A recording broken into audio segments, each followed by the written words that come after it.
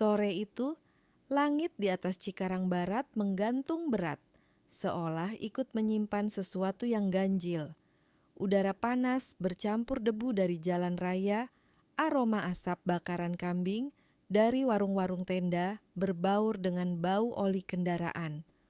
Orang-orang berlalu lalang tanpa tahu bahwa di tengah hiruk-pikuk itu ada seorang gadis muda yang sedang menahan tangis di depan kantor polisi.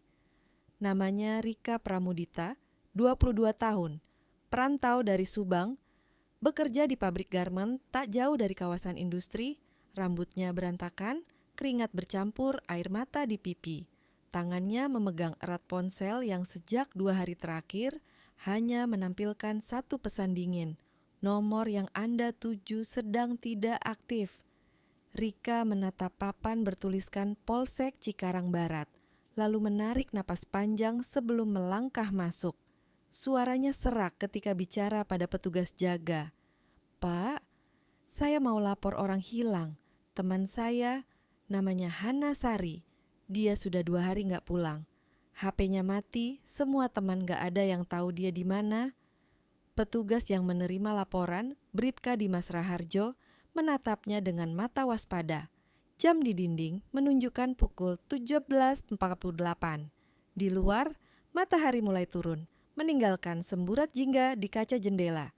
Di ruang tamu, polsek yang kecil dan pengap itu, suara kipas angin tua berputar pelan.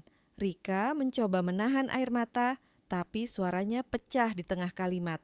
"Biasanya dia selalu kasih kabar kalau pulang telat, Pak. Tapi kali ini nggak ada pesan sama sekali. Saya takut sesuatu terjadi sama dia." Nama itu, Hana Sari, tercatat untuk pertama kalinya di laporan resmi polisi hari itu.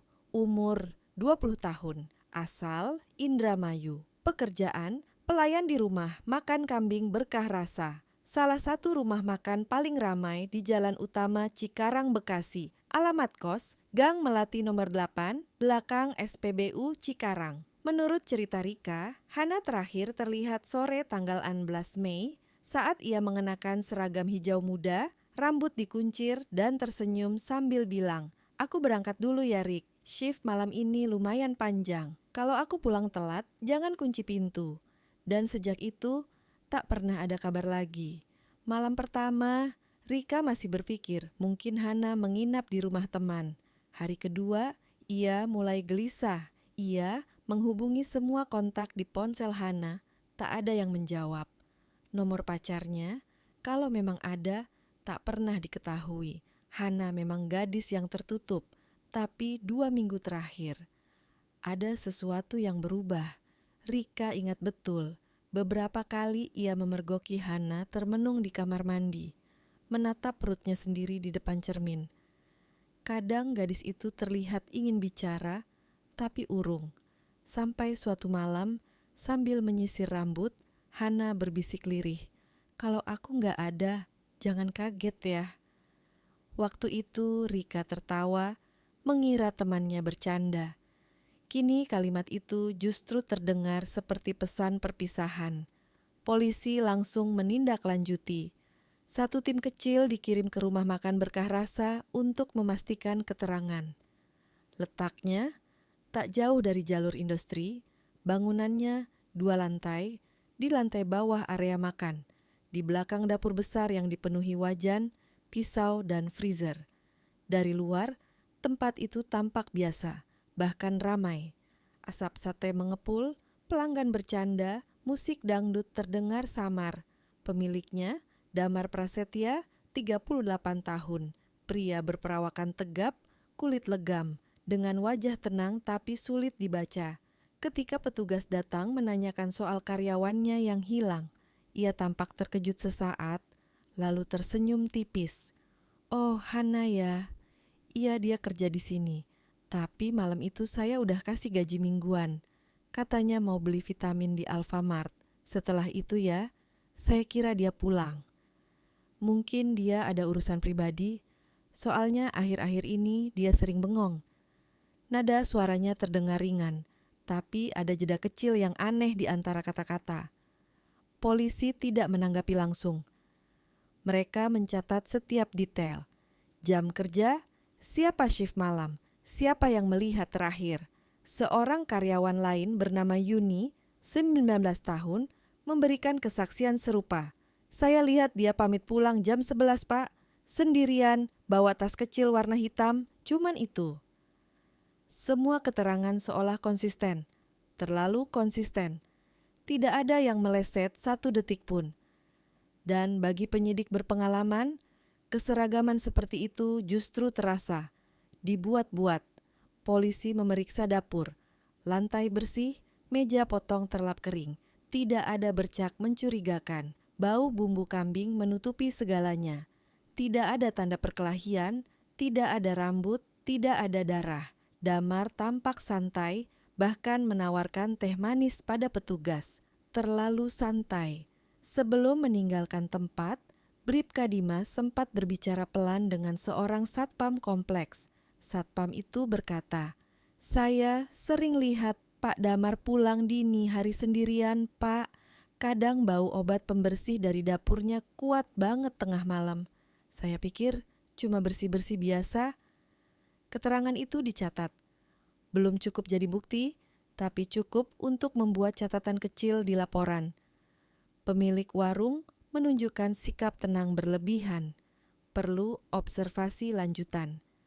Malam itu, Polsek menerima laporan resmi orang hilang atas nama Hana Sari. Di lembar catatan tertulis, dugaan awal. Korban meninggalkan tempat tinggal sejak 16 Mei. Tidak dapat dihubungi. Diduga hilang di area sekitar rumah makan Berkah Rasa. Belum ada indikasi kekerasan. Selesai menulis, Bribka Dimas menatap foto Hana yang dibawa Rika. Gadis muda dengan senyum lembut, mata besar, dan sedikit lesung pipi di pipi kiri. Foto itu akan ia tempel di papan pengumuman besok pagi. Namun, sesuatu di raut wajah Rika masih menyiratkan ketakutan yang lebih dalam dari sekadar kehilangan teman. Saat polisi menenangkannya, ia berbisik, "Pak, saya rasa Hana nggak kabur. Saya tahu dia. Dia orangnya kuat. Tapi saya yakin ada seseorang yang tahu di mana dia sekarang." Kalimat itu menggema di kepala Dimas saat ia menutup buku laporan malam itu. Hari-hari berikutnya berjalan lambat. Rumah makan Berkah Rasa tetap buka seperti biasa. Pelanggan tetap datang, memesan sate dan gulai kambing. Damar masih berdiri di balik meja kasir, wajahnya tenang, suaranya datar, tak ada yang mencurigakan. Tapi di balik semua ketenangan itu, ada sesuatu yang tidak bisa dijelaskan. Beberapa karyawan mengaku mencium bau kimia tajam di dapur beberapa malam terakhir. Seperti cairan pembersih, tapi lebih menusuk. Saat ditanya, Damar hanya bilang, "Lantai kotor, saya pakai pemutih. Biasa." Tanggal 18 Mei, 2 hari setelah laporan dibuat, kasus Hana Sari mulai diselidiki lebih dalam. Tim Polsek berkoordinasi dengan Polres. Mereka menghubungi keluarga Hana di Indramayu. Keluarganya kaget karena Hana tak pernah pulang atau memberi kabar. Ibunya menangis lewat telepon berkata, "Anak saya nggak pernah pergi jauh tanpa izin. Tolong cari, Pak." Sementara itu, Rika tetap menunggu di kos. Setiap malam menatap pintu kamar Hana yang terkunci. Di meja rias masih ada sisir, parfum murahan, dan jepit rambut kupu-kupu biru, benda kecil yang jadi kesukaannya. Rika menggenggam jepit itu setiap kali merasa gelisah. Ia belum tahu benda kecil itu kelak akan menjadi bukti paling mengerikan dalam kasus ini. Pada sore tanggal 19 Mei, sekitar jam 3, langit Cikarang mulai mendung. Seorang perempuan dengan tubuh masih lemah pasca melahirkan menaiki becak menuju rumah makan Berkah Rasa. Namanya Lestari, istri sah dari Damar Prasetya. Ia membawa rantang kecil berisi sup ayam dan buah untuk suaminya. Ia hanya ingin mengejutkan Damar, menengok sebentar tempat yang sudah lama tak ia datangi sejak masa nifas. Ia tidak tahu bahwa langkah kecilnya sore itu akan membuka pintu menuju mimpi buruk bagi semua orang.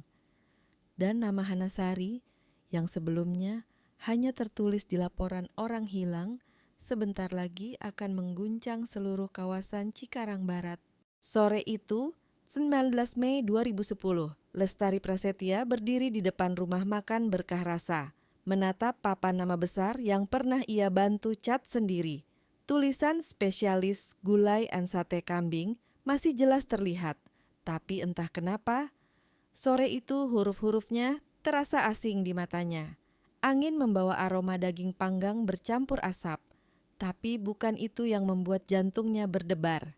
Ada firasat, entah kenapa, langkahnya terasa berat. Sejak melahirkan sebulan lalu, Lestari hampir tak pernah keluar rumah. Badan masih lemah, tapi pikirannya terus gelisah. Damar, suaminya, jarang pulang. Alasannya selalu sama, warung ramai, aku harus jaga dapur. Awalnya Lestari percaya, tapi beberapa kali ketika malam terlalu sepi, ia mencium bau aneh menempel di baju Damar, campuran minyak gosong, obat pembersih, dan sesuatu yang tidak bisa ia jelaskan. Hari itu, setelah bayi mereka tertidur, Lestari memutuskan untuk keluar diam-diam. Ia naik becak kecil menuju warung. Di pangkuannya ada rantang sup ayam dan buah. Alasan sederhana, untuk menutupi rasa ingin tahunya yang membuncah. Begitu turun dari becak, matanya langsung menangkap pemandangan yang dulu begitu akrab. Pelanggan duduk berderet, suara sendok dan piring beradu, dan Damar berdiri di dekat kasir dengan wajah datar seperti biasanya. Tapi entah kenapa, ada hal kecil yang membuat bulu kuduknya berdiri.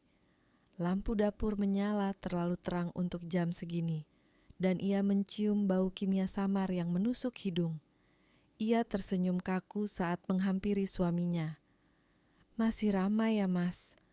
Damar menoleh, sedikit kaget. "Kamu kok kesini? Kan aku bilang, jangan keluar rumah dulu, nanti masuk angin." "Nggak apa-apa, aku cuma mau bawain makan, kangen juga lihat warung." Suaminya diam sejenak, lalu tersenyum hambar. "Taruh aja di belakang, aku masih banyak pelanggan." Nada suaranya datar, tapi matanya tidak menatap istrinya. Lestari mengangguk pelan, berjalan ke arah dapur, sambil menahan rasa ingin tahu yang makin besar. Begitu melewati tirai plastik yang memisahkan ruang makan dan dapur, hawa panas langsung menyerang wajahnya. Dapur itu masih sama, wajan besar di pojok kanan, meja potong kayu tebal di tengah, dan freezer biru besar di sisi tembok. Tapi ada sesuatu yang berbeda. Udara di ruangan itu terasa berat, lembab, dan ada bau tajam, seperti campuran darah dan pemutih pakaian. Lestari berhenti di tengah dapur. Di depannya, Damar berdiri membelakangi, sedang mencincang sesuatu di atas meja potong. Gerakannya cepat dan berulang. Tuk, tuk, tuk. Suara pisau besar menghantam kayu bergema di antara suara kompor yang mendesis. "Mas," panggil Lestari pelan.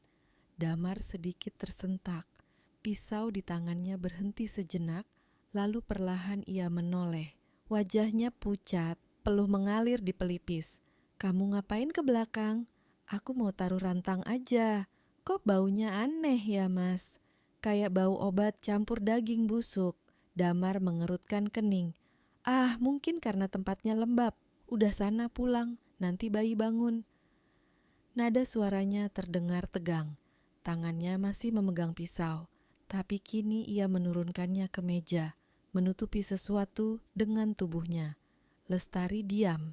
Naluri seorang istri, sesuatu di dalam dirinya berteriak, ada yang disembunyikan. Ia menatap ke sekitar. Di lantai dekat freezer, ada bekas noda keabu-abuan seperti air bercampur sabun. Bau klorin menusuk membuat matanya perih. Dan di pojok paling gelap, ia melihat kantong plastik hitam, agak terbuka, seperti baru saja dibuka seseorang. "Mas, ini apa? Kok baunya? Aneh banget." "Jangan dipegang, itu sampah dapur." Nada Damar meninggi, pertama kali selama Lestari mengenalnya. Ia mendekat cepat, menutup kantong itu dengan kaki. "Udah, keluar sana. Di sini kotor, bau, nanti kamu pusing." Ia memegang lengan istrinya, berusaha mendorongnya keluar. Tapi Lestari justru melangkah mundur. Matanya tak lepas dari sudut itu. Saat Damar berbalik mengambil air di ember untuk membersihkan meja, Lestari memanfaatkan detik kecil itu. Ia melangkah cepat ke arah kantong hitam itu, menarik sedikit bagian yang terbuka, dan di sana, di antara plastik dan noda kecoklatan yang sudah mengering, terlihat selembar kain hijau, seragam pelayan rumah makan. Kain itu masih lengkap dengan emblem kecil bertuliskan berkah rasa.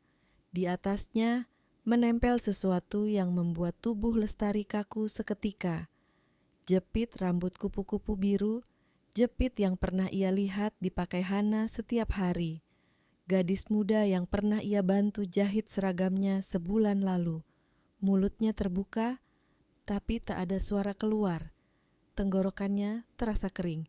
Dunia di sekitarnya seperti berhenti sejenak. Hanya terdengar suara pisau yang kembali menebas meja di belakangnya. Ia mundur perlahan, napasnya pendek. Lalu tiba-tiba Damar menoleh dan mata mereka bertemu. Pandangan itu cukup untuk membuat bulu kuduknya berdiri. Tatapan Damar penuh panik, marah, dan takut bersamaan. "Kamu lihat apa barusan?" Suara itu rendah, tapi menggigilkan. Lestari mundur 2 langkah, tangannya gemetar. Itu seragam Hana kan, Mas? Kenapa ada di situ? Kenapa bau begini?" Damar menatapnya lama, lalu menggeleng pelan. "Kamu salah lihat. Aku nggak salah. Itu jepit rambutnya Hana. Aku yang kasih dulu waktu dia ulang tahun." Damar bergerak maju. Wajahnya berubah tegang, urat lehernya menonjol. "Lestari, aku bilang jangan ribut. Udah pulang, sekarang juga." Tangannya mencengkeram bahu istrinya, tapi Lestari memberontak. "Kamu ngapain, Mas? Kamu ngapain di dapur ini? Kenapa semua bersih banget, tapi baunya kayak sesuatu yang mati?" Untuk sesaat, keduanya saling menatap dalam diam. Lalu dari luar terdengar suara karyawan memanggil, "Pak Damar, kuahnya habis, tambah lagi ya." Damar menoleh refleks, dan dalam sepersekian detik itu, Lestari melihat ke meja potong. Di atasnya ada tumpukan daging merah gelap tercincang kasar, dan di antara potongan itu terlihat sesuatu yang keras dan putih keabu-abuan, seperti pecahan kuku manusia. Dunia Lestari berputar. Ia mundur cepat, jantungnya berdentum seperti mau pecah. "Astagfirullah, Mas, kamu..." Tapi sebelum kalimat itu selesai, Damar sudah berbalik. Ia tahu segalanya sudah terbuka. "Kamu lihat apa barusan, hah?" Ia berteriak, suaranya menggema di dapur. "Kamu lihat apa?" Ia melangkah maju, memegang lengan Lestari dengan kasar. Lestari menjerit, mencoba melepaskan diri, tapi Damar menutup mulutnya dengan tangan. "Diam, kamu nggak tahu apa-apa. Kamu nggak lihat apa-apa." Lestari berjuang mati-matian. Dalam kepanikan, ia menggigit tangan suaminya sekuat tenaga. Damar berteriak kesakitan dan melepaskan cengkeramannya. Tanpa pikir panjang, Lestari berlari keluar, menabrak tirai plastik, melewati meja pelanggan sambil berteriak sekuat tenaga, "Tolong, tolong, ada pembunuhan, suamiku bunuh orang, tolong." Suasana rumah makan berubah kacau. Pelanggan terdiam, sendok jatuh ke lantai. Beberapa karyawan panik, beberapa menatap ke dapur, dan sebagian langsung lari keluar. Damar berusaha mengejar, berteriak, "Hei, jangan dengerin dia, istriku gila, baru lahiran, dia depresi." Tapi kata-kata itu tak mampu menutupi wajahnya yang pucat dan darah segar yang masih mengalir dari tangannya, bekas gigitan istrinya. Lestari terus berlari ke arah jalan besar. Napasnya tersengal. Rantang sup ayam jatuh di pinggir trotoar, pecah. Orang-orang yang lewat menatap heran ketika melihat perempuan muda berlari tanpa alas kaki, menangis sambil berteriak, "Suamiku bunuh orang, di dapur rumah makan Berkah Rasa. Tolong panggil polisi." Beberapa warga berlari ikut mengejar, sebagian langsung menelpon polsek. Tak sampai 15 menit kemudian, mobil patroli datang dengan sirin meraung. Lestari dibawa ke kantor polisi dengan kondisi histeris. Wajahnya pucat, tangannya bergetar. Ia hanya mampu mengulang-ulang satu kalimat di antara tangis. "Saya lihat jepit rambutnya Hana, Pak. Saya lihat di kantong sampah, bau darahnya masih ada." Polisi segera bergerak. Dalam waktu kurang dari setengah jam, area rumah makan Berkah Rasa dikepung. Garis kuning dipasang, pelanggan dievakuasi. Di dapur belakang, Damar Prasetya masih berdiri kaku di samping meja potong. Wajahnya kosong, tangannya berdarah, dan pisau besar masih tergeletak di meja. Saat dua polisi menghampiri, Damar berusaha tenang. "Ada salah paham, Pak. Istri saya baru lahiran, dia halusinasi." Tapi ketika matanya melihat noda darah di lengan bajunya sendiri, kata-katanya berhenti di tenggorokan. Polisi saling pandang, lalu salah satunya menatap dingin. "Kami minta Anda ikut ke kantor sekarang." Sementara itu, di luar, warga sudah berkerumun. Beberapa berbisik, beberapa merekam dengan ponsel. Nama Berkah Rasa mulai jadi buah bibir malam itu, dan kabar tentang seorang istri yang menjerit bahwa suaminya membunuh orang menyebar lebih cepat daripada asap sate di angin sore. Di ruang interogasi, Lestari masih gemetar. Ia menggenggam erat jepit rambut biru yang ditemukan di tangannya. Entah bagaimana, benda itu sempat ia ambil sebelum lari. Tangisnya pecah pelan sambil berkata, "Saya cuma mau bawain makan. Saya cuma mau lihat suami saya kerja, tapi yang saya temukan bukan manusia lagi, Pak." Malam itu, polisi tahu laporan orang hilang atas nama Hanasari sudah berubah. Bukan sekadar orang hilang, tapi kemungkinan besar kasus pembunuhan. Dan semuanya bermula dari satu kunjungan kecil dari seorang istri muda yang hanya ingin membawa rantang berisi sup ayam untuk suaminya. Malam itu, jam menunjukkan pukul 19.15. Lampu-lampu di sepanjang jalan industri raya masih menyala terang, memantulkan cahaya kuning di atas genangan air hujan sore tadi. Lalu lintas padat. Orang-orang masih makan malam di warung tenda, beberapa bahkan duduk santai di depan Berkah Rasa. Tak tahu apa yang sedang menunggu di balik tembok dapur rumah makan itu. Di kejauhan, suara sirine mulai terdengar. Awalnya pelan, lalu semakin dekat. Warga yang berdiri di pinggir jalan mulai saling menatap, bertanya-tanya. "Ada apa itu? Kebakaran ya? Kayaknya polisi deh." Dan benar, dua mobil patroli berhenti di depan rumah makan Berkah Rasa. Lampu rotator merah biru berputar cepat, memantul di dinding, menciptakan bayangan aneh di kaca jendela. 12 petugas turun, sebagian bersenjata lengkap. Pimpinan tim malam itu Ibtu Heri Santosa. Wajahnya tegas, suara berat. Ia menerima laporan langsung dari polsek. Kemungkinan besar TKP pembunuhan, saksi istri pelaku. Di dalam rumah makan, Damar masih duduk di kursi dekat kasir. Wajahnya tenang, tapi matanya kosong. Beberapa karyawan berdiri di sudut ruangan, tidak berani bicara. Ketika polisi masuk dan memperlihatkan surat perintah, Damar hanya menatap sebentar, lalu mengangguk. "Silakan, Pak, saya nggak salah apa-apa." Tapi di balik ketenangan suaranya, jemarinya gemetar di atas meja.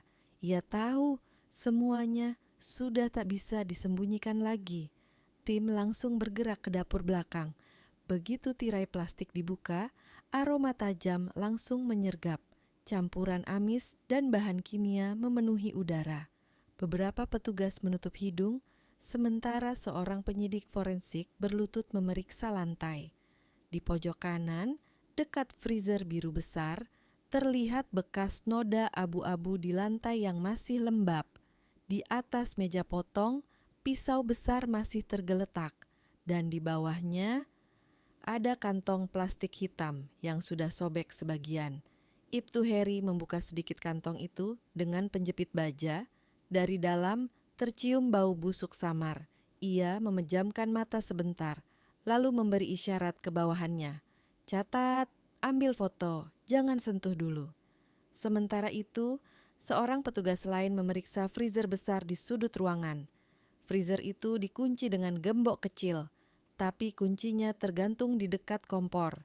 Ketika tutupnya dibuka, hawa dingin bercampur, aroma menyengat langsung keluar. Di dalamnya terdapat beberapa bungkusan plastik transparan berisi potongan daging merah gelap. Awalnya tampak seperti daging kambing, tapi salah satu petugas yang juga mantan asisten forensik langsung tahu potongan itu bukan dari hewan. "Pak, ini kayaknya bukan daging kambing deh." Suara petugas itu bergetar. Ibtu Heri menatapnya tajam, lalu memanggil tim dokumentasi. "Segel semua, jangan sentuh, panggil lab 4 malam ini juga." Satu persatu kantong diangkat dengan hati-hati, diberi label. Di salah satu bungkus ada benda kecil berwarna putih tulang, bentuknya seperti sendi tangan manusia. Semua petugas terdiam, hanya suara kamera forensik yang terus berbunyi klik, klik, klik. Di luar, warga mulai berkerumun lebih banyak. Garis polisi dipasang, membuat cahaya lampu kuning berkedip di antara bayangan orang-orang yang penasaran. Beberapa merekam dengan ponsel, sebagian berdoa pelan. Nama Berkah Rasa berubah seketika jadi bisikan menyeramkan. Katanya, ada potongan tubuh di freezer. Astagfirullah, itu kan warung yang tiap minggu gue makan satenya. Kabar itu menyebar cepat, bahkan sebelum polisi sempat membuat pernyataan resmi. Sementara di dalam, Damar dibawa duduk di kursi ruang makan, tangannya diborgol ringan. Ia masih mencoba tenang, tapi peluh di dahinya menetes deras. Ibtu Heri mendekat, menatap tajam. "Tuan Damar, kami menemukan sesuatu di dapur. Kami butuh penjelasan." "Itu cuma daging sisa, Pak, dari kambing yang sudah disembelih. Saya bersih-bersih tadi." "Daging kambing nggak punya kuku manusia, Pak." Suara dingin itu membuat wajah Damar langsung pucat. Ia tertunduk, tak bisa berkata apa-apa lagi. Di kantor polisi, Lestari masih dalam keadaan syok.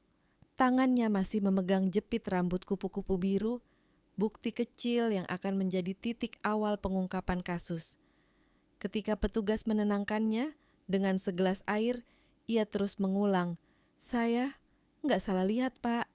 Itu seragam Hana. Saya jahit sendiri waktu dia baru kerja." Malam semakin larut. TKP resmi disegel. Polisi membawa seluruh barang bukti, pisau, kantong plastik, seragam hijau, dan freezer besar. Semua akan dibawa ke laboratorium forensik Bekasi.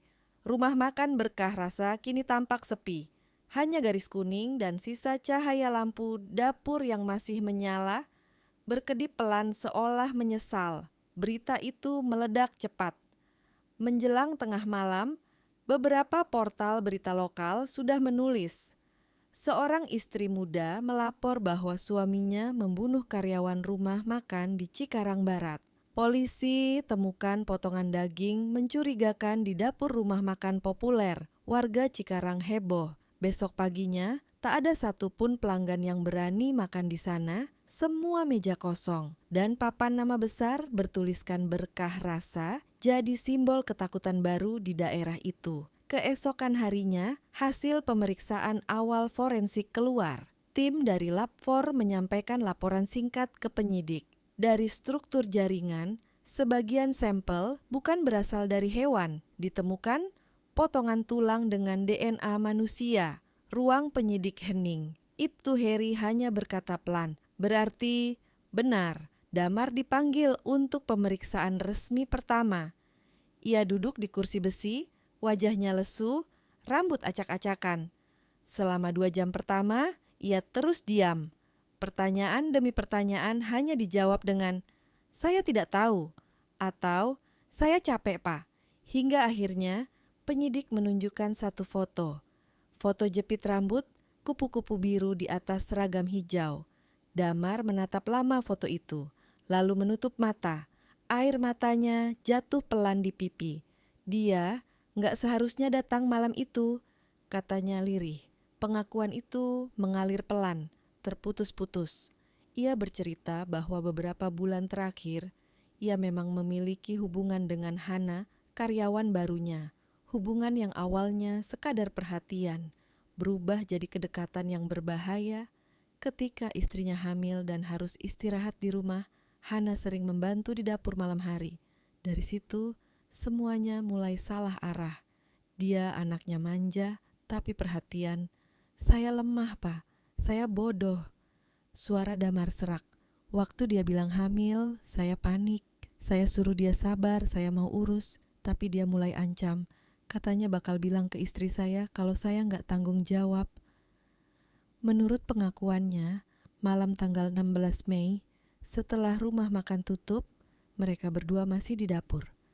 Hana meminta uang tambahan untuk biaya periksa ke bidan. Tapi saat itu, Damar sedang kesal karena omzet turun. Cekcok terjadi. Hana menuduhnya pengecut. Damar kehilangan kendali. Satu dorongan keras membuat Hana jatuh membentur meja. Setelah itu, semuanya gelap. Ia panik, tak tahu harus berbuat apa. Saya takut, Pak. Saya cuma mikir satu hal. Jangan sampai istri saya tahu. Ia menunduk, suaranya nyaris tak terdengar. Saya bersihkan dapur malam itu. Saya bersihin semuanya. Saya pikir, kalau nggak ada yang tahu, semua akan tenang lagi. Penyidik menatapnya lama. Dan kamu pikir semuanya akan hilang begitu saja? Saya cuma takut kehilangan segalanya, Pak. Di luar ruang interogasi, Lestari duduk menunduk, mendengar sebagian percakapan itu. Air matanya mengalir diam-diam. Ia tak tahu mana yang lebih menyakitkan, suaminya berselingkuh atau suaminya berubah jadi pembunuh. Hari ketiga setelah penggerebekan, polisi menggelar konferensi pers terbatas. Mereka tidak membeberkan semua detail. Indonesia sangat sensitif terhadap isu makanan, terutama yang berkaitan dengan hal tak manusiawi. Jadi polisi hanya mengatakan, kami menemukan indikasi tindak pidana pembunuhan dengan upaya menghilangkan jejak di area dapur. Namun, rumor sudah lebih cepat dari fakta. Media sosial dipenuhi cerita liar. Ada yang bilang korban dimasak, ada yang bilang mayatnya dicincang. Padahal polisi belum mengumumkan hasil lengkap forensik. Sementara itu, di rumahnya yang kini dijaga polisi, Lestari duduk memeluk bayinya. Ia masih memutar kembali kejadian hari itu. Suara pisau, bau dapur, dan tatapan suaminya yang kosong. Kadang ia berpikir, seandainya saja ia tidak datang ke warung hari itu, mungkin ia masih punya suami. Tapi kalau ia tidak datang, mungkin kebenaran tak akan pernah terungkap. Dari ruang tahanan, Damar meminta satu hal. Tolong jaga anak saya, jangan benci saya, Lestari. Saya tahu saya sudah hancur. Tapi bagi Lestari, cinta itu sudah mati sejak sore 19 Mei. Ketika ia melihat jepit rambut biru di kantong hitam dan bau tajam di udara yang tidak akan pernah hilang dari ingatannya. Malam berganti pagi, rumah makan berkah rasa resmi ditutup. Plang nama besar dicopot meninggalkan bekas paku berkarat di tembok. Warga setempat melewati tempat itu dengan langkah cepat, tidak ada yang berani menatap terlalu lama. Dan di papan pengumuman kantor polsek, foto Hanasari masih tertempel, tapi kini dengan tulisan kecil di bawahnya, korban ditemukan. Kasus dalam proses hukum.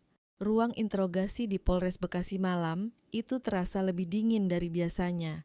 Lampu neon di langit-langit berkelip pelan, menyorot wajah Damar Prasetya yang duduk menunduk dengan borgol di tangan. Di depannya, berkas laporan semakin tebal, berlembar-lembar kronologi, barang bukti, hasil forensik, dan transkrip keterangan saksi. Semuanya menuju satu kesimpulan Pembunuhan berencana dengan upaya menghilangkan jejak. Di ruangan lain, Lestari duduk bersama petugas pendamping perempuan. Wajahnya masih pucat, matanya sembab, tapi kini ia bisa bicara lebih tenang. Tangannya memegang selembar foto. Foto Hana Sari, gadis muda berambut panjang dengan senyum kecil yang dulu sering membantu menyiapkan bumbu di dapur rumah makan mereka. Lestari menatap lama foto itu sambil berbisik, dia cuma anak baik yang butuh kerja, kenapa harus begini? Polisi sudah punya gambaran lengkap tentang bagaimana semuanya terjadi. Dari hasil penyelidikan, rekaman CCTV sekitar, dan keterangan saksi-saksi, cerita mulai tersusun seperti potongan puzzle yang gelap. Hana Sari datang ke rumah makan Berkah Rasa sekitar bulan Februari. Direkomendasikan oleh salah satu pemasok daging langganan. Gadis perantau, sopan, pekerja keras, dan tidak banyak bicara. Dalam 2 minggu pertama, ia sudah dipercaya membantu di dapur, karena tangannya cekatan dan cepat belajar. Lestari, yang saat itu sedang hamil tua, bahkan sempat berkata pada suaminya, "Anak itu baik, Mas, jaga dia ya. Kasih makan yang cukup." Tapi perhatian itu justru jadi awal bencana. Damar, yang setiap malam mengurus rumah makan sendirian, mulai sering berbicara dengan Hana di dapur setelah tutup. Awalnya, soal pekerjaan, resep, dan bahan makanan. Tapi perlahan, percakapan itu berubah jadi sesuatu yang lebih pribadi. Tentang masa lalu, tentang rasa sepi, tentang hidup di perantauan. Hana yang muda dan polos merasa nyaman, dan Damar yang kesepian merasa diperhatikan. "Saya nggak tahu kapan tepatnya, Pak. Tiba-tiba aja saya mulai suka dia," kata Damar pelan di ruang pemeriksaan. "Dia mirip istri saya waktu masih muda.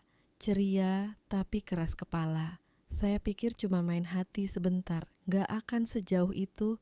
Hubungan itu berlangsung diam-diam. Beberapa karyawan sempat curiga, tapi takut bicara. Kadang Hana pulang paling akhir, kadang ia dijemput motor Damar. Bagi orang luar, semua tampak biasa. Bos dan karyawan lembur di dapur. Tapi bagi mereka berdua, setiap malam jadi rahasia kecil yang semakin sulit disembunyikan. Lalu, di awal Mei, semuanya berubah. Hana mengaku hamil. Ia datang ke dapur dengan mata sembab, menunjukkan hasil tes kehamilan yang dibelinya diam-diam. "Mas, aku telat 2 bulan. Ini hasilnya. Aku nggak tahu harus gimana." Damar terdiam lama. Pikirannya kacau.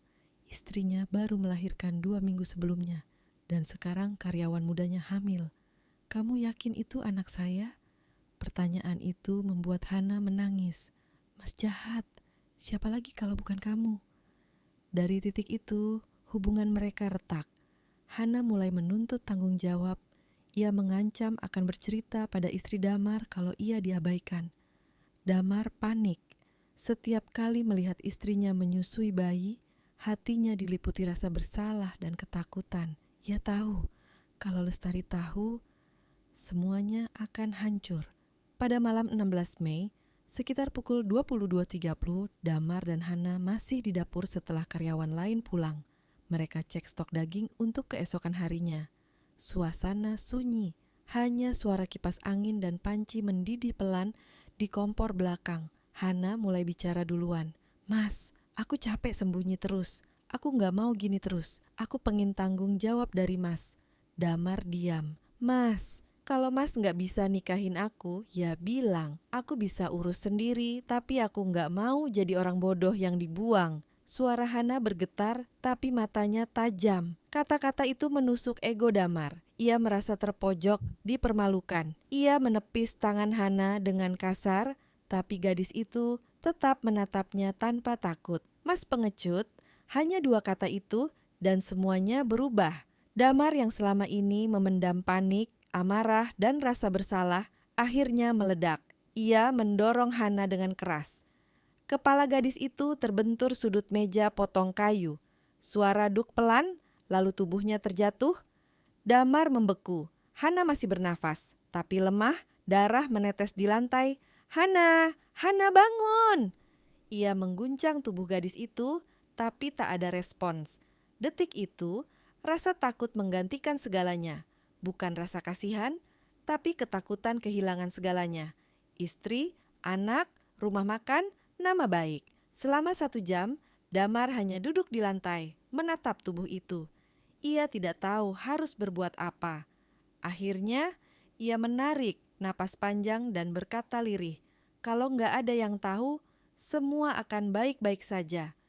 Kalimat itu jadi awal dari kejahatan berikutnya. Ia membersihkan darah dengan pemutih, menyemprot seluruh dapur dengan cairan pembersih kuat sampai matanya sendiri perih. Lalu ia menyimpan tubuh Hana di kantong plastik besar dan menaruhnya di freezer. Pikirannya kosong. Ia tidak tidur malam itu, hanya duduk di dapur sambil mendengar suara mesin pendingin berderu pelan. Keesokan harinya, ia bekerja seperti biasa. Melayani pelanggan, menyiapkan bumbu, seolah tidak terjadi apa-apa. Ia bahkan sempat bercanda dengan karyawan, tersenyum pada pelanggan lama. Tapi, setiap kali membuka freezer untuk mengambil daging, ia merasa tubuhnya gemetar. Ia tahu apa yang disimpan di sana, dan setiap kali mencium bau kimia, hatinya makin hancur. Sampai akhirnya, 3 hari kemudian, Lestari datang. Kedatangannya tanpa rencana, tanpa undangan, tapi membawa badai yang akan menghancurkan segalanya. Dalam beberapa menit, rahasia yang Damar sembunyikan dengan susah payah terbuka dengan sendirinya. Bukan karena polisi, bukan karena bukti forensik, tapi karena naluri seorang istri. Kini, di ruang interogasi, Damar menangis pelan. "Saya nggak rencana, Pak. Saya cuma takut, saya cuma pengen semuanya hilang, biar saya bisa hidup normal lagi." Penyidik menatapnya tajam. "Tapi kamu gak hilangin dosa dengan cara begitu, Damar. Kamu malah menambahnya." Damar menutup mata, menggigit bibir sampai berdarah. "Saya tahu, Pak. Setiap malam saya dengar suaranya. Waktu mesin freezer nyala, saya dengar dia manggil nama saya." Di luar ruang interogasi, berita terus berkembang. Warga masih syok. Semua rumah makan kambing di sekitar Cikarang sepi mendadak. Orang-orang takut makan daging. Beberapa pelanggan lama bahkan menulis status di media sosial. Nggak nyangka, tempat yang kita sering nongkrong ternyata menyimpan hal seburuk itu. Polisi mencoba menenangkan situasi. Dalam konferensi pers, Ibtu Heri mengatakan, "Kami menghimbau masyarakat tidak menyebarkan informasi yang belum terverifikasi. Tidak ada bukti bahwa makanan yang disajikan tercemar. Kasus ini murni kriminal individu. Namun, rasa jijik dan takut sudah terlanjur tertanam di benak warga." Nama berkah rasa kini jadi bahan ejekan dan mimpi buruk. Sementara itu, Lestari menjalani pemeriksaan tambahan sebagai saksi kunci. Ia menjawab semua pertanyaan dengan suara lemah tapi tegas. "Saya tahu suami saya salah. Tapi saya harus bilang, kalau saya diam, saya sama jahatnya." Setelah pemeriksaan, ia pulang ke rumah ibunya di Karawang, membawa bayi yang belum genap 2 bulan. Setiap malam, saat menidurkan anaknya, ia masih teringat suara pisau di dapur hari itu. Kadang ia menutup telinga, berharap suara itu berhenti, tapi tetap terdengar dalam mimpi. Damar akhirnya dijerat pasal berlapis. Pasal 3.8 KUHP, pembunuhan, dan pasal 181, menghilangkan jejak dengan cara tidak manusiawi. Jaksa menuntut hukuman seumur hidup. Kasus ini masuk berita nasional selama berminggu-minggu. Tapi publik tidak pernah tahu detail lengkapnya karena polisi menahan sebagian informasi agar tidak menimbulkan kepanikan. Di hari sidang pertama, ruang pengadilan penuh. Wartawan, warga, dan keluarga korban datang. Damar dibawa masuk dengan rompi tahanan oranye, wajah menunduk. Ketika matanya bertemu dengan Lestari di kursi saksi, waktu seakan berhenti.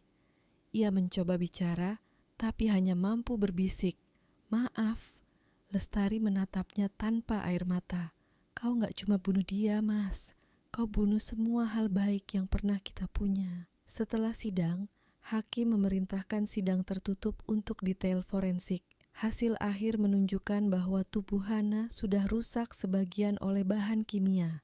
Tidak ada bukti bahwa potongan itu pernah digunakan dalam makanan. Namun, upaya menghapus bukti terbukti nyata. Tindakan itu memperkuat dakwaan berencana. Beberapa bulan kemudian, vonis dijatuhkan. Penjara seumur hidup, ruang sidang hening. Damar hanya tertunduk, tidak bereaksi. Lestari memeluk bayinya di luar ruangan sambil berbisik, "Aku maafin kamu, tapi aku gak akan pernah lupa." Di akhir proses hukum, banyak warga mengatakan kalau bukan karena keberanian istri sendiri, mungkin kasus itu tidak pernah terbongkar. Media bahkan menjulukinya kasus dapur Cikarang, sebuah kisah kelam tentang cinta terlarang, rasa bersalah, dan keberanian seorang perempuan. Kini, bangunan bekas rumah makan Berkah rasa berdiri kosong. Cat temboknya mulai terkelupas, papan namanya sudah dicabut.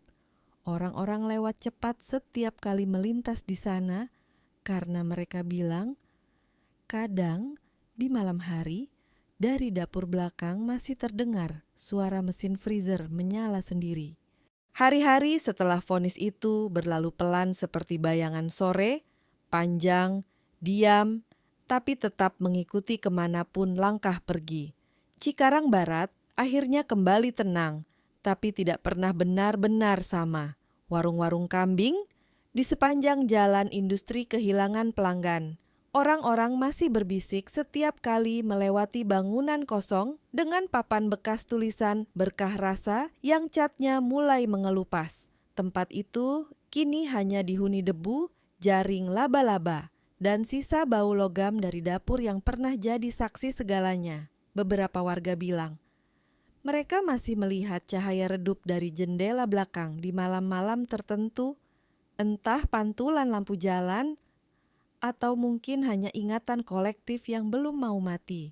Tapi bagi Lestari Prasetya, setiap hari tetap terasa seperti tanggal 19 Mei, hari ketika ia kehilangan segalanya sekaligus. Suaminya, rumah tangganya, dan rasa percaya yang dulu ia banggakan. Ia kini tinggal bersama ibunya di Karawang, mengurus bayinya yang mulai belajar berjalan. Anak itu tumbuh tanpa tahu apa yang sebenarnya terjadi. Setiap kali ia bertanya, "Bapak di mana, Bu?" Lestari hanya menjawab lembut, "Bapak lagi kerja jauh, Nak." Kalimat kecil itu jadi tameng tipis antara masa lalu dan masa depan. Setiap malam, setelah anaknya tidur, Lestari duduk di teras rumah, menatap langit yang kosong. Di tangannya, ia masih menyimpan benda kecil, jepit rambut kupu-kupu biru.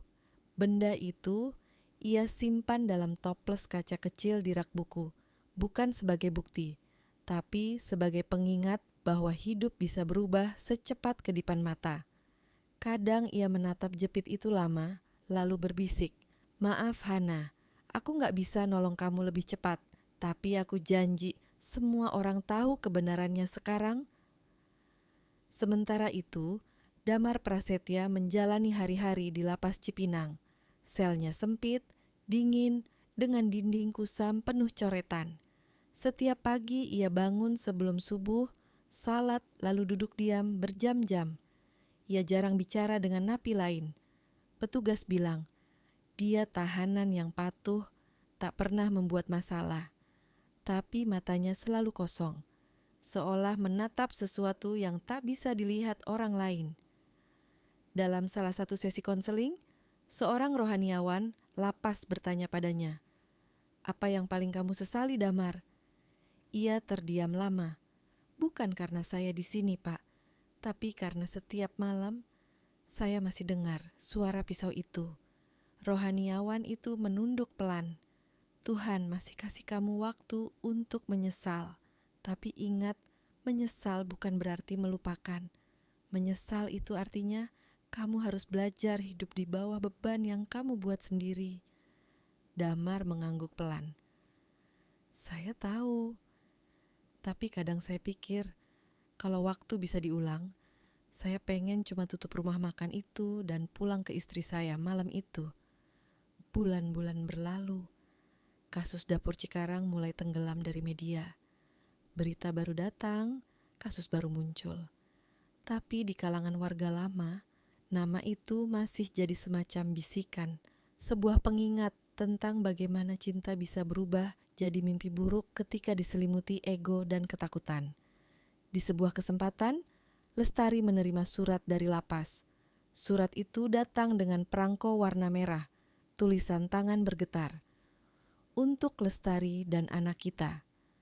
Aku nggak minta dimaafkan.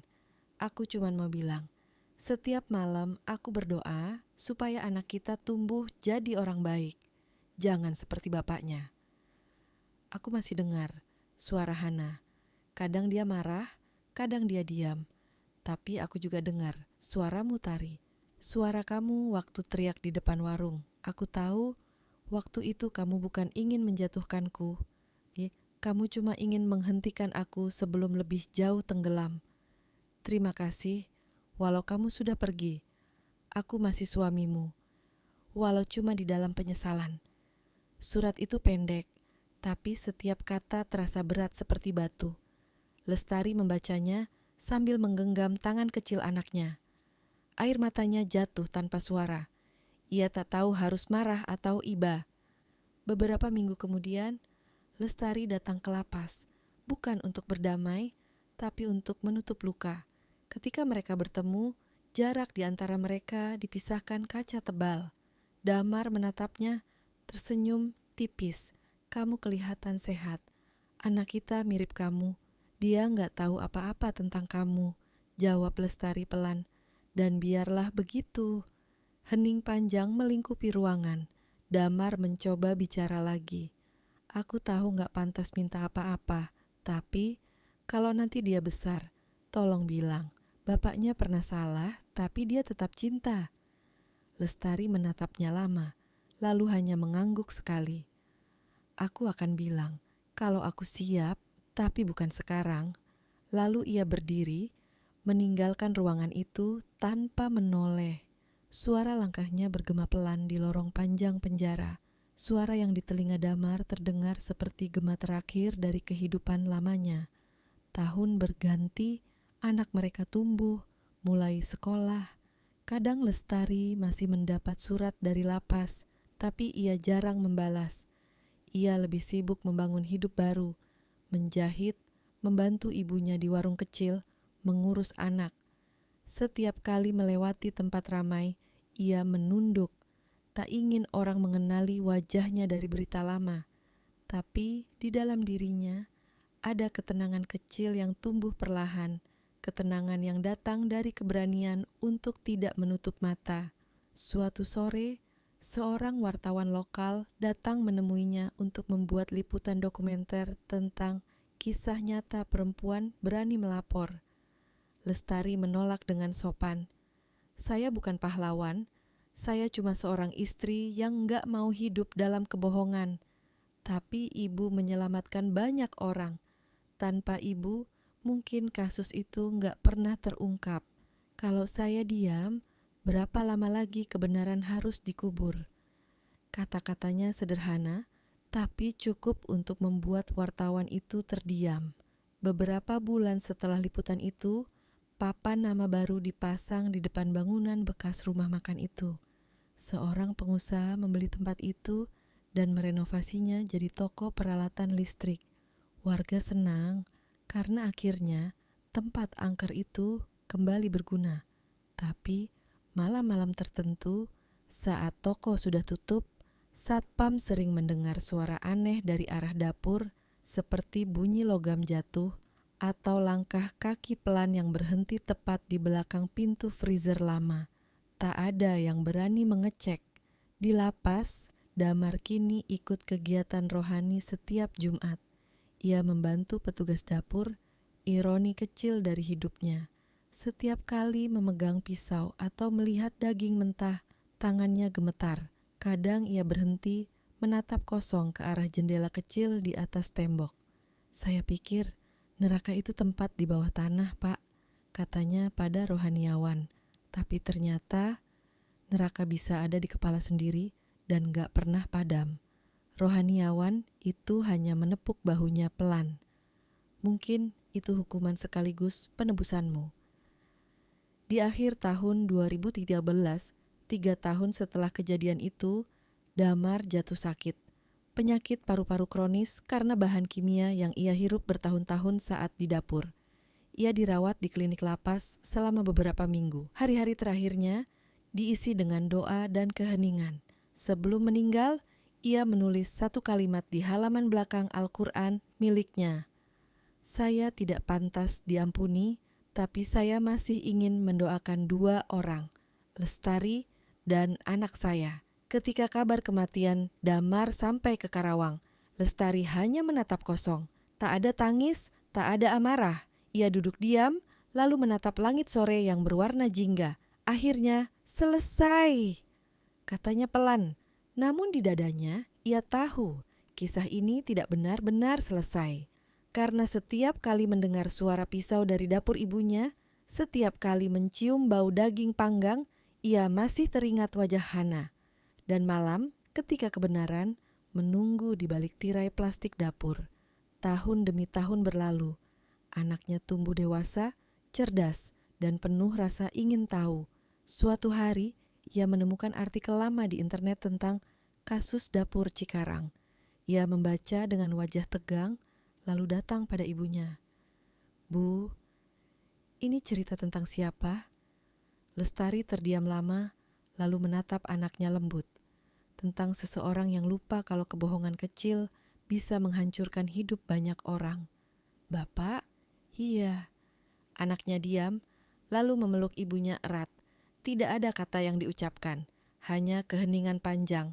Dan dalam keheningan itu, akhirnya ada kelegaan. Cerita ini mungkin sudah usai di mata hukum, tapi bagi mereka yang hidup di dalamnya, luka itu akan selalu tertinggal di antara aroma dapur, di antara suara panci, dan dalam setiap desah napas yang teringat pada satu nama, Hana Sari.